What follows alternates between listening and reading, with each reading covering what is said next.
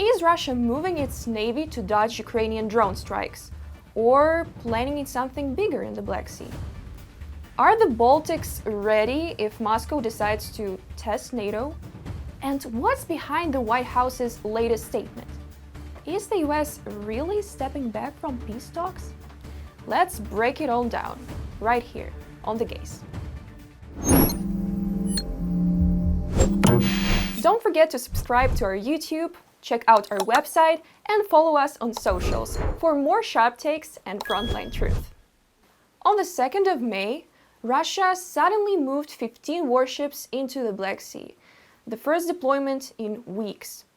Ukraine's navy warned they could carry over 30 caliber missiles, but that does not necessarily mean a strike is coming. Not yet, at least. Earlier that day, 2 Russian ships quietly left ports at night, suggesting Moscow might be trying to reposition its fleet under the radar. Soon after, Crimean media reported explosions and multiple air raid alerts followed. Blasts were heard near Russian air bases in Kacha and Novofedorivka.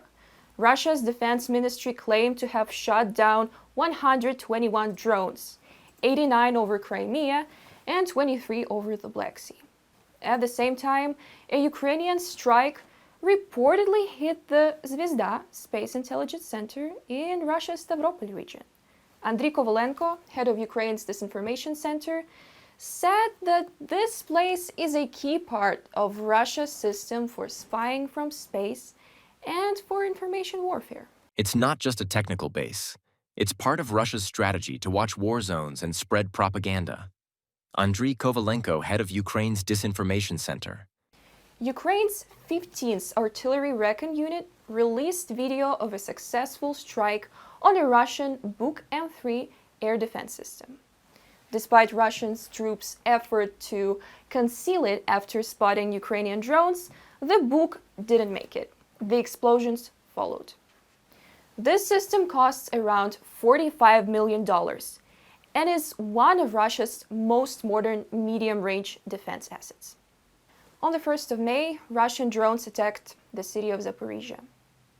At least 10 strikes hit the city, damaging homes, schools, cars, and even a university. 29 people were injured, including a 13-year-old boy.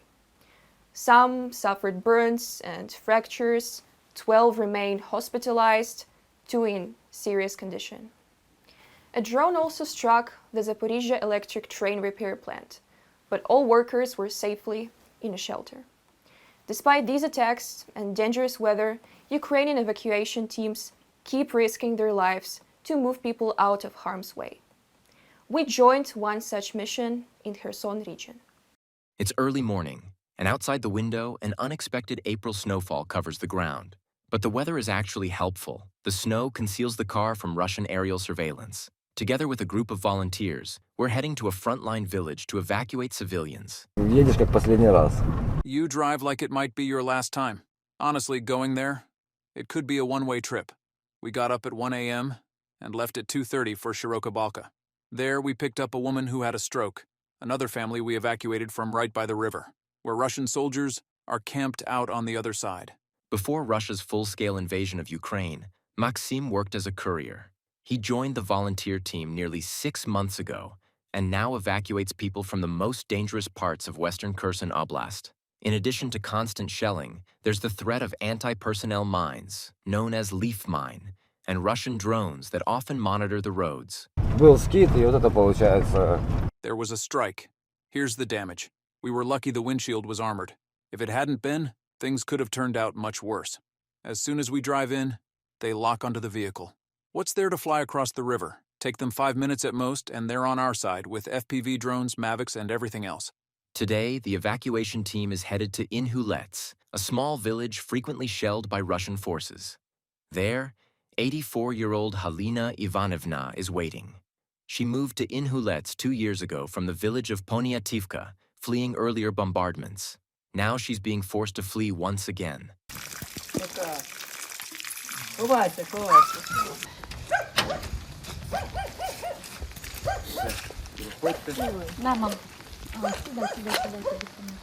Нам нема вже понятів. There are no houses left. People live in cellars. There are around 20 people left. They bring them bread and water. Those who stay, if they step out of the basement, there are drones overhead. And then they started using phosphorus bombs. Now it's constant shelling. We live just above the Dnipro River, and the Russians are on the opposite bank. I didn't want to leave, but my daughter insisted. She's my only child, and I have one grandson. I was born in 1941. I was 5 during World War II. I still remember it. The Germans gave us candy, chocolate. Then I lived through 3 famines. I went to school with nothing to wear. My father fought in the war. That's the life I've lived. And to think, this is what it's come to. Already at the entrance to Kherson, the drone detector gives a signal. There is a drone above the car. Already at the entrance to Kherson, the drone detector gives a signal. There is a drone above the car. Maxim turns on the REB and adds speed. The drone manages to get away. The next stop, a humanitarian hub, where Halina Ivanovna will rest before continuing her journey. The team, however, heads out again almost immediately. Put the leg in and that's it. Svitlana Dmitrievna was evacuated just a few days earlier from the village of Kamyshany. In Kherson, she's been under medical supervision and receiving the treatment she needs. А ти обов'язково. You absolutely must evacuate Valya. А це так розтрощили там усе. Everything was destroyed. 3 shells hit, wiped everything out. I had no choice but to leave. It's unbearable. Day and night. You wouldn't believe what's flying through the sky. I don't even know how I survived. With both women now on board, the team sets course for Odessa, where temporary housing is already prepared for them. Others from frontline villages have also found shelter here. One of them is Irina, who was evacuated from Antonivka with her husband, who has limited mobility. Ми сюди приїхали 31 грудня. We arrived on December 31st. It was New Year's Eve, but they still met us, fed us, and took care of everything. The people here are incredibly kind, supportive, and helpful, even with medical needs. We have everything we need. Don't be afraid. Come. You'll be welcomed with open arms. The center also helps with paperwork, job searches, and securing permanent housing. Leaving home and fleeing from a war zone doesn't mean being left to face everything alone. Every evacuation is a story of its own. What matters most is having the courage to leave and save your life. Reported by Valery Bakus, Daria Litovchenko from Kherson region, UATV News. The Baltics are gearing up, and so is Ukraine's drone arsenal. Since 2022, the Baltic states have stood among Ukraine's most committed allies, sending both military and non-military aid with urgency and clarity. But now, with the threat of direct Russian aggression looming larger and larger, they're not just helping, they're preparing. In a major move, Estonia has received its first shipment of 6 HIMARS long-range rocket systems from the United States. These high-mobility artillery rocket systems, already battlefield-proven in Ukraine, have helped Ukrainian forces take out high-value Russian targets, air defense units, command posts, and key logistics crossings. Thanks to pre-delivery training, Estonia's defense forces are ready to use these systems immediately. In fact, this HIMARS procurement marks one of Estonia's largest arm orders in modern history, a clear signal that the Baltics are not waiting around for threats to become real. At the same time, Ukraine is pushing boundaries of military tech with its next-generation combat drones. The newest addition is the Batyar-S, a homegrown drone that visually resembles Russia's Iranian-made Shahed. But according to its developers, it's a completely domestic creation, tailored for Ukraine's front lines and built for one job: impact. The footage shows it being launched from a mobile launcher. Its design echoes the Shahed's long fuselage and swept wings, but the similarities end there. While the Shahed 136, first introduced by Iran in 2020, relies on a petrol engine and has a 30-50 kilogram warhead with 2,000 kilometer range, it's highly vulnerable to electronic warfare. The Batyar-S, on the other hand, remains shrouded in secrecy, but military experts believe it's likely lighter, faster, and more precise, with a stronger focus on stealth and survivability. And here's the bigger message. Ukraine is not just responding to Russian drone tactics. It's building the capacity to turn the skies over Russian military sites into drone zones, night after night. This isn't a one-sided game anymore. Back in the Baltics, fear is growing that Russia could test NATO with a fast, high-risk strike against Estonia, Latvia, or Lithuania. And no one can say for sure how the alliance's bureaucracy would respond if such an attack happened. Let's not forget, Hungary and Slovakia, both NATO members, have repeatedly opposed any direct confrontation with Moscow. That leaves a dangerous question mark over Article 5 in a real-world crisis. So, while European unity is shaky, the Baltic nations are turning to what works: Ukrainian battlefield experience, American HIMARS, and potentially Ukrainian-designed strike drones. Because one thing is clear, the Russian threat isn't going anywhere.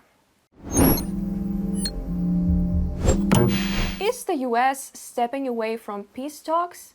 A recent statement from the White House sparked concern that the US won't fly over the world to broker a peace deal. Some took this as Washington walking away. We're not going to be intermediaries. We are not going to fly to the other side of the world at a moment's notice to moderate meetings. Now the work has to be done between the two sides. Tammy Bruce, White House spokesperson, during a press briefing. But that's not quite the full story. After intense negotiations, the minerals deal was signed, and now it's Ukraine's and Russia's turn to make a move. Washington isn't quitting the peace process. It's shifting the responsibility. Still, Vice President J.D. Vance added fuel to the fire, saying, "It's not going to end anytime soon. Of course, Ukrainians are angry, they were invaded, but are we going to continue to lose thousands of soldiers over a few miles of territory, this or that way?" The Trump administration now appears focused on getting Ukrainian and Russian representatives into the same room. But Kyiv opposes direct talks with the regime killing civilians, while the Kremlin still refuses to recognize Ukraine's leadership. Secretary of State Rubio also confirms this position of Washington. I think we know where Ukraine is and we know where Russia is right now, where Putin is. They're still far apart. They're closer, but they're still far apart. And it's going to take a real breakthrough here very soon to make this possible, or I think the president is going to have to make a decision about how much more time we're going to dedicate to this. Marco Rubio, United States Secretary of State, in an interview for Fox News. Meanwhile, EU officials are worried. If the US allows its companies to resume trade with Russia while European businesses remain under restrictions, the EU risks being left behind. Brussels is currently drafting its 17th sanctions package, but unity may be difficult to maintain here. EU Foreign Policy Chief Kaja Kallas confirmed there's a Plan B in case Hungary blocks the extension of sanctions this July. She also acknowledged that some EU capitals are watching Trump's moves very closely and might follow suit if Washington cuts Ukraine loose. Based on previous videos, we can guess which countries those might be. So, today we looked at Ukraine's bold strikes in Crimea and beyond, new firepower arriving in the Baltics, and shifting signals from Washington. Russia's fleet may be moving, but so are Ukrainian drones. NATO's eastern flank is watching and arming. And in the West, peace talks are on pause, but far from over. What's your take? Is Europe ready for what's coming next? Should Ukraine ever be talking with the Kremlin at all? Drop your thoughts in the comments and stay tuned for more with the Gaze.